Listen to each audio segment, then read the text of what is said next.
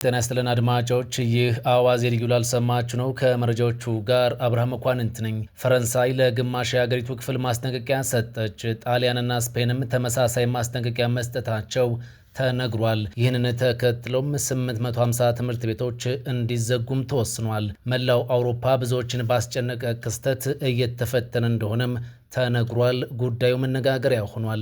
ቻይና በአሜሪካ ኩባንያዎች ላይ የአጸፋ ማዕቀብ ጥላለች። በመንግስታቸው ውስጥ ለሳምንታት የዘለቀውን ከፍተኛ ውጥረት ተከትሎ ጠቅላይ ሚኒስትሩ ስልጣናቸውን ሊለቁ ነው ተብሏል። ሁሉንም ጉዳዮች በዝርዝር እናስደምጣቸዋለን። አብራችሁን ቆዩ። ቻይና በአሜሪካ ኩባንያዎች ላይ የአጸፋ ማዕቀብ ጥላለች። አሜሪካ የቻይና የቴክኖሎጂና የኢቪ ኩባንያዎችን በጥቁር መዝገብ ማስፈሯን ተከትሎም ቻይና ዛሬ በሁለት ዋና ዋና እርምጃዎች ላይ አጸፋ ሰጥታለች። ቻይና ለመከላከያና ለቴክኖሎጂ ኢንዱስትሪ በጣም ወሳኝ የሆኑትን ሬር እርዝ የተባሉ ማዕድናትና ጥሬ ዕቃዎች ለ10 የአሜሪካ የጦር መሳሪያና የቴክኖሎጂ አምራቾች እንዳይሸጡ ሙሉ በሙሉ አግዳለች። ማንኛውም የቻይና የመንግስት ተቋም ታዋቂ ከሆኑ 46 የአሜሪካ የመከላከያ ኩባንያዎች ምርቶችን እንዳይገዛም ተከልክሏል። የመንግስት ግዢ እገዳው ይበልጥ ፖለቲካዊ መልእክት እንዳለውም ተነግሯል። በቁልፍ ማዕድናት ላይ የተጣለው እገዳ ግን የአሜሪካን የወታደራዊ አቅርቦት ሰንሰለት በቀጥታ ሊጎዳ የሚችል ስትራቴጂካዊ የመልስ ምት ነው ተብሏል። በከፍተኛ ሙቀት ሳቢያ በፈረንሳይ ጣሊያንና ስፔን ማስጠንቀቂያ ተሰጠም። ፈረንሳይ በከፍተኛ ሙቀት ሳቢያ ለግማሽ የአገሪቱ ክፍል የሙቀት ማዕበል ማስጠንቀቂያ ሰጥታለች። ከዚህ ቀደም ከተመዘገበው መጠን በላይ የሆነ ሙቀት የተጠበቀ ሲሆን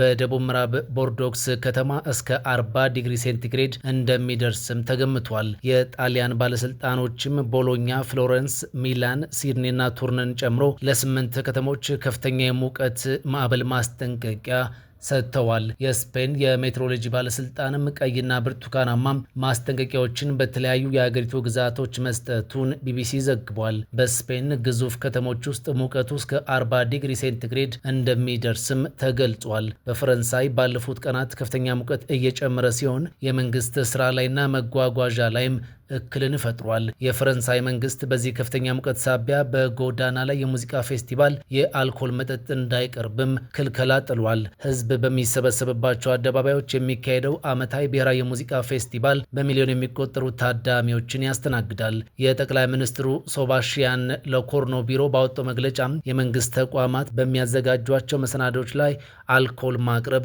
አይቻልም ብለዋል። የአልኮል መጠጥ ላይ እገዳ የተጣለው የድንገተኛ ጊዜ ሕክምና ሰጪዎችን አገልግሎት ላለማስተጓጎልና ሁሉም የሕክምና ባለሙያዎች ለአደጋ ተጋላጭ የሆኑ ሰዎች ላይ ብቻ እንዲያተኩሩ ለማስቻል እንደሆነ ተነግሯል። ዛሬ ሰኞ በአገሪቱ ከፍተኛ ሙቀት ተመዝግቧልም ተብሏል። ከዚህ ቀደም ከተመዘገበው የላቀ እንደሆነ በይፋ ተነግሯል። ከፍተኛ የሙቀት ማዕበል ማስጠንቀቂያ አብዛኛውን የፈረንሳይ ምዕራባዊና ማዕከላዊ አካባቢዎችን አዳርሷል። የተቀሩት የአገሪቱ ክፍሎች መለስተኛ ማስጠንቀቂያ እንደተሰጣቸው ታውቋል። ዛሬ ወደ 850 ትምህርት ቤቶች እንደሚዘጉና 1500 ገደማ ታዳጊዎች እረፍት እንደሚሰጣቸውም ተነግሯል። በዩናይትድ ኪንግደም ከትላንት እሁድ አንስቶ ለ4 ቀናት የሚቆይ የከፍተኛ ሙቀት ማስጠንቀቂያም ተሰጥቷል። ሙቀቱ እስከ 38 ዲግሪ ሴንቲግሬድ እንደሚደርስም ዘገባው አመላክቷል።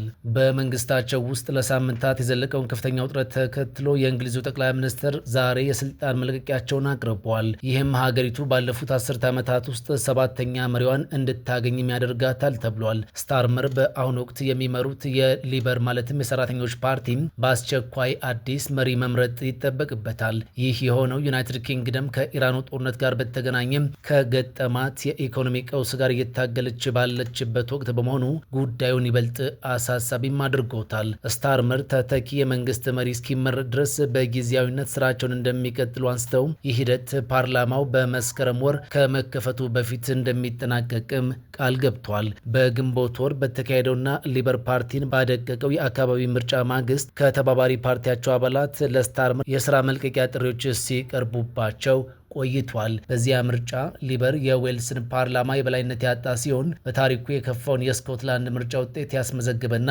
በእንግሊዝም ከ1200 በላይ መቀመጫዎችን ያጣበትም ነበር። ይህንን ከባድ የምርጫ ሽንፈት ተከትሎ የቀድሞው የቶኒ ብሌር መንግስት ሚኒስትር የነበሩት አንዲ በርንሃም ወደ ፓርላማ ለመመለስ ማቀዳቸውን አስታውቀው ነበር። ባለፈው ሳምንት ለእኔ የሚሰጥ ድምፅ ሊበርን ለመለወጥ የሚሰጥ ድምፅ ነው በሚል ባደረጉት ቅስቀሳ በሰሜን እንግሊዝ የምርጫ ወንበር ማሸነፍም ችሏል። በዚህ ሰዓት ፓርቲ እየጠየቀ ያለው ጥያቄ ቀጣዩን አጠቃላይ ምርጫ ለመምራት እኔ የተሻልኩ ሰው ነኝ የሚል ነው። የፓርላማ አባላቶቼ ለዚህ ጥያቄ የሰጡትን ምላሽ ሰምቻለሁ፣ ያንንም ውሳኔ በጸጋ እቀበላለሁ ብለዋል። በበርካታ የስታርመር ፖሊሲዎችና አነጋጋሪ ጉዳዮች ላይ የነበረው ቁጣ ለወራት መዝለቁም ይታወሳል። የስታርመር መንግስት የማህበራዊ ደህንነት ድጋፍ ቅነሳን ጨምሮ በበርካታ እቅዶች ላይ የፖሊሲ ለውጥ አድርጎም ነበር። የስታርመር የጠቅላይ ሚኒስትርነት ዘመን በዘመናዊ የእንግሊዝ ታሪክ ውስጥ በጣም አጭር ከሚባሉት ተርታ የሚመደብ ነው። ሊዝ ትረስ በ2022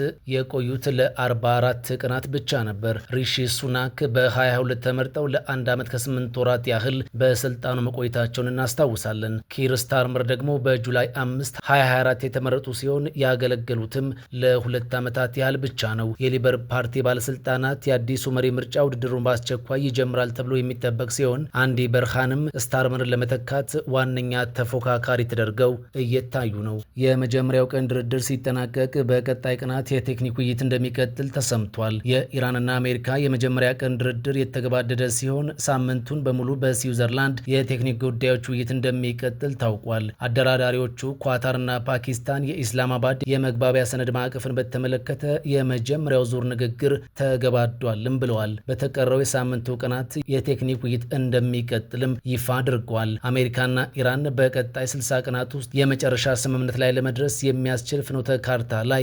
መስማማታቸውን ቢቢሲ አስነብቧል። በሊባኖስ ጦርነቱን ማቆም የሚቻልበት መንገድ መዘርጋት ላይ መግባባት ላይ መደረሱን አሸማጋዮቹ አንስቷል። የኢራን የውጭ ጉዳይ ሚኒስትር አባስ አራግቺ ድርድሩን ትልቅ ለውጥ የታየበት እንደሆነ በኤክስ ገጻቸው ላይ አስፍረዋል። በነዳጅና በፔትሮኬሚካል የወጪ ንግድ ላይ የተጣለው እገዳም እንደተነሳ ውጭ ጉዳይ ሚኒስትሩ አንስተዋል።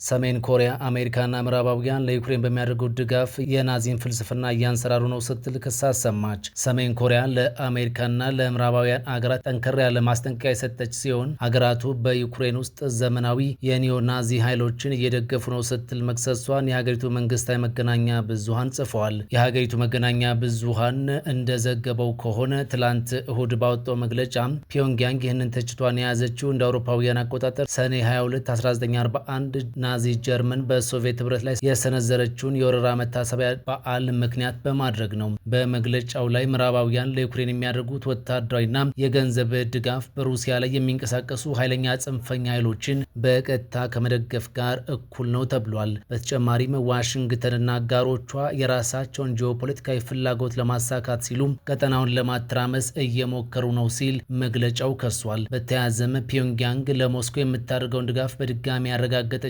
ሲሆን የኢምፔሪያሊስት ኃይሎችን ለመጋፈጥና የጋራ የደህንነት ጥቅሞችን ለማስከበር ከሩሲያ ጎን በጽናት እንደምትቆም አሳውቃለች። ይህ የፒዮንግያንግ መግለጫ የወጣው በሰሜን ኮሪያና በሩሲያ መካከል ያለው ወታደራዊ ትብብር በከፍተኛ ሁኔታ እየጠነከረ በመጣበት በዚህ ሰዓት ነው። ቀደም ሲል የሰሜን ኮሪያ ወታደራዊ አባላትና ወታደራዊ ቁሳቁሶች የሩሲያን ወታደራዊ ዘመቻ ለማገዝ በጦርነቱ ቀጠና መሰማራታቸውን የሚገልጹ ሪፖርቶች መውጣታቸው ይታወሳል።